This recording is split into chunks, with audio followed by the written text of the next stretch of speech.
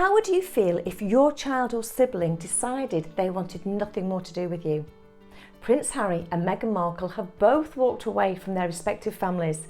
Thomas Markle has lost all contact and the royal family have lost control.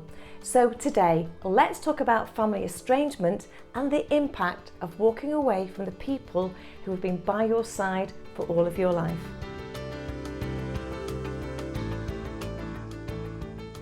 If you're new to my channel, I'm Sue Blackhurst and I've been writing and delivering psychology-based training courses for the past 23 years. Every week I look at everyday issues that we all face and I relate them to the antics of celebrity. At the moment, nobody better than Harry and Meghan. And this helps you relate to the topics that I discuss. So if you haven't yet subscribed, please do so now and then hit that notification bell so you're the first to see my new weekly videos, as you never know, my next video could answer that relationship dilemma in your life. Now, being a parent can be incredibly hard. From those tiny babies that keep us awake all night and depend on us for absolutely everything, to the teenager who becomes hypercritical of everything that you say and do, and they coil up in sheer embarrassment at the mere thought of you being in the same room as their friends. Yet as they continue to grow and mature, the child becomes an adult and then have young of their own, and eventually we hope that they learn the value of family. But the reality is that for every parent watching this video waiting for their now grown-up child to walk in the door, there will be another praying that one day the phone will ring and they will finally hear the sound of their estranged child's voice once again. Every family will have the parent and child disputes. I mentioned in my last video how I planned to run away from home when I was only 6. But the difference being that I didn't and never had any intention of actually doing so. But all too often, these minor discrepancies as a child turn into major differences as an adult. And the danger arises when these differences turn into resentment and all the old issues throughout life resurface to overshadow all of the happy times. So, expecting life to be fair and easy, once the adult child is old enough and financially independent, they may feel that they have no need for the person or people that they once depended upon. And as their inner voice says, "I don't need you anymore," they think nothing of cutting all ties, and without any thought of the devastation that they're going to leave behind, they leave a huge, gaping and unfillable hole in their parent's life. Now, for the child, this silence enables them to move on with their own life, uninterrupted by the frustrations that they feel when speaking to the parent who simply doesn't understand them.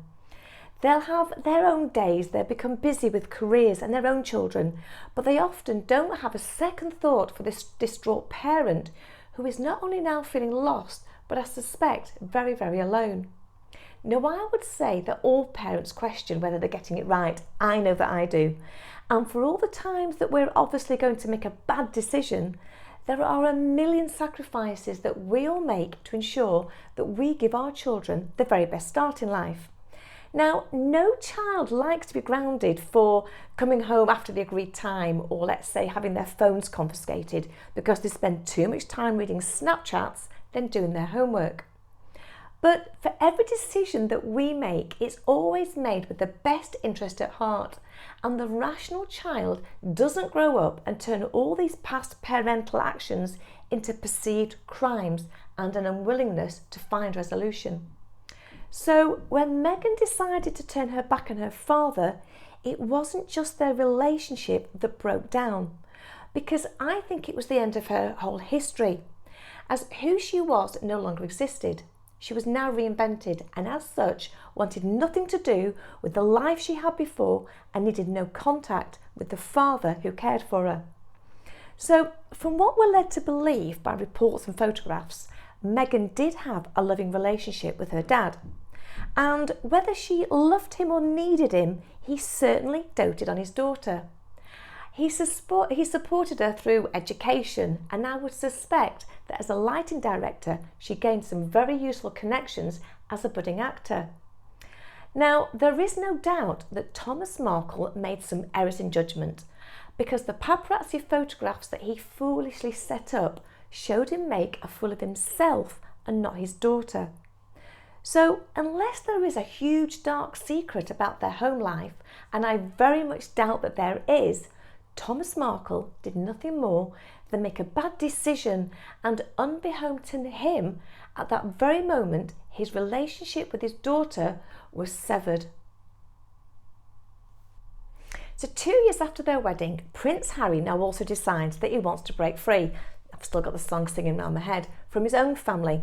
He wants to go it alone and be financially independent. He's got a new wife, he's got a new baby, he's got a new home, he's got new friends, and he's got a new country.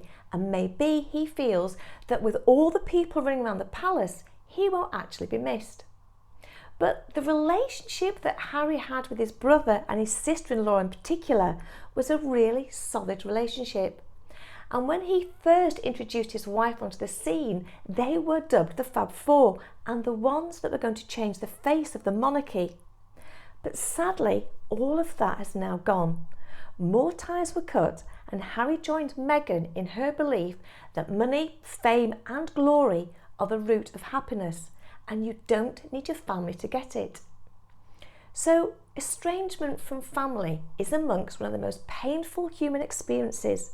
And when the parent-child attachment is severed, it is in fact a bloodline version of divorce, because the now grown-up child will churn over every memory and they'll find reason to criticise their parents' failures, but not to attach blame. It's more often simply to justify the anger and often hatred that they have to the person that raised them, and it simply helps them accept that they made the right decision to cut all ties.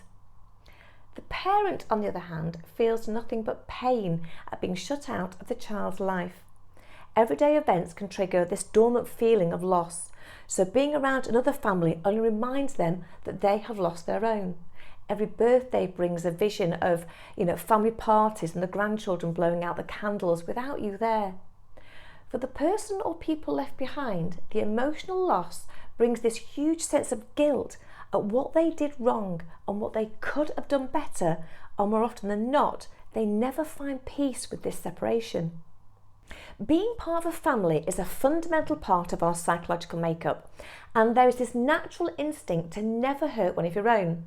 But this is where I question Meghan's view of the situation against Harry's, because there does seem to be this trail of family members that Meghan has no contact with at all, her mother being the only one that's managed to survive the cull. So I do question this innate human instinct to not ever hurt one of your own, but to protect them from harm, something that doesn't seem to cause Meghan any inner conflict whatsoever.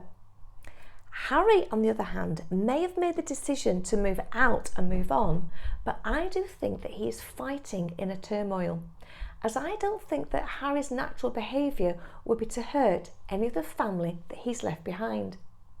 What we do know is that he feels abandoned by the loss of his mother, so the thought of abandoning his own blood family must cause him some inner conflict. So if we put all the press coverage aside, as that's going to follow them wherever they go, why would Harry move and leave his family? The main reason for family estrangement is down to mismatched expectations about family roles and obligations. But Harry was born into a family with very clearly defined roles and obligations, something that maybe in the past he struggled to comply with, but I would say that the public have always given him more support than criticism. Meghan, on the other hand, didn't seem to be born or cut out to follow not just rules but protocol, because as a feminist so much went against her beliefs, and as a strong and dominant character she seemed to struggle standing in line based upon succession rather than confidence. But no matter how much Meghan was able to convince Harry that she wasn't going to play the royal wife, the family would not have been as easy to convince, leaving Harry and Meghan feeling that if they couldn't have it their own way, they would simply do it their own way. So Harry seems to have been forced to make what I think is the most incredibly difficult and unfair decision that any spouse could put upon their partner. It's me or them. And having a child changes everything. because I'd hope you'd agree that your own child should now become the priority. So for Harry, he's left with no option other than to save and look after his own family unit. And whilst family estrangement can be temporary for all those involved, whenever they think of separation, they just recall pain and humiliation, which in turn leads to the belief that reconciliation will never be possible. So neither side make an attempt to be the first to resolve the issues. Meghan feels betrayed by her father, but she didn't see the bigger picture, so all hope of contact was lost. Thomas longs for it all to get better, but the more that he bears his soul to the world, the more betrayed Meghan feels, and the gap between them continues to widen. But rumour has it that William's been to see or rescue Harry. We don't know that. But I'd like to think that as a brother, he has taken the first steps to ensure that the distance between them is purely in miles. Because I think it takes a huge amount of courage to walk away from the people you grew up with, who you share all your earliest memories, and the only people that actually know you from birth.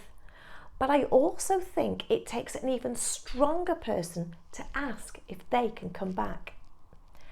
Harry may find peace in his new life. Only time will tell. But when you decide to break away, you take more than yourself out of the family equation. I went to a birthday party at the weekend for a wonderful friend of ours called Tom. Now, it was always going to be a full house, as he's just the most loved and highly respected young man. It was Tom's 80th birthday, and what I really loved seeing was the huge long centre table in the venue, and there must have been at least 20 or 30 of his family all laughing and joking and chatting around this table, and I suspect generally sharing memories and stories about their lives. Now, I'm not sure if Tom was the eldest in the room at 80, I suspect he wasn't actually, but I do know that the youngest of the night was a lovely little baby girl, and she was just 11 days old.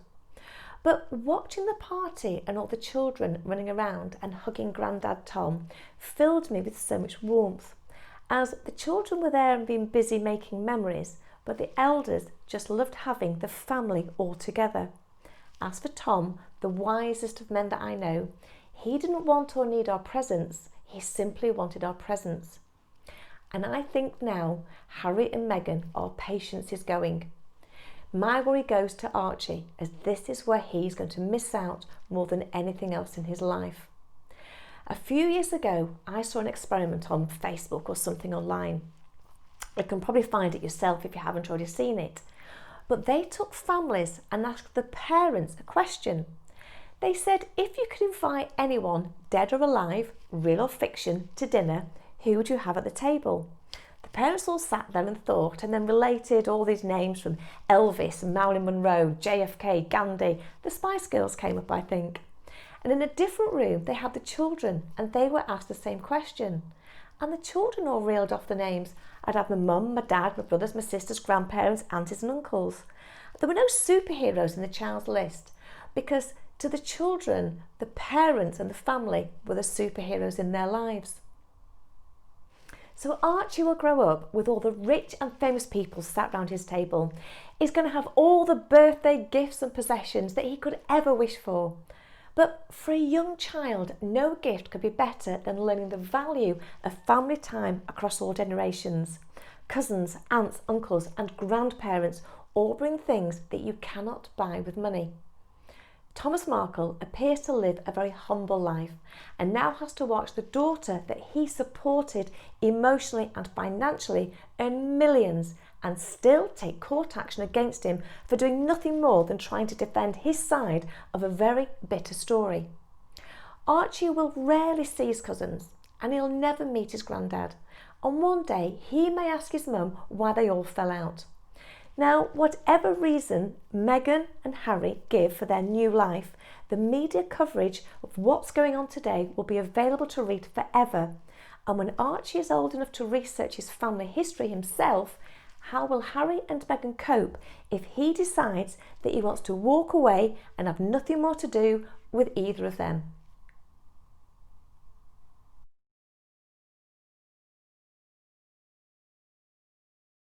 Well, you know the ropes by now. Do subscribe, give me a big like and share. Oh, and have a look at my question in the comments box. Don't forget, get your mug. Thank you very much for all the coffees. You've no idea how much it means. I'll see you next time.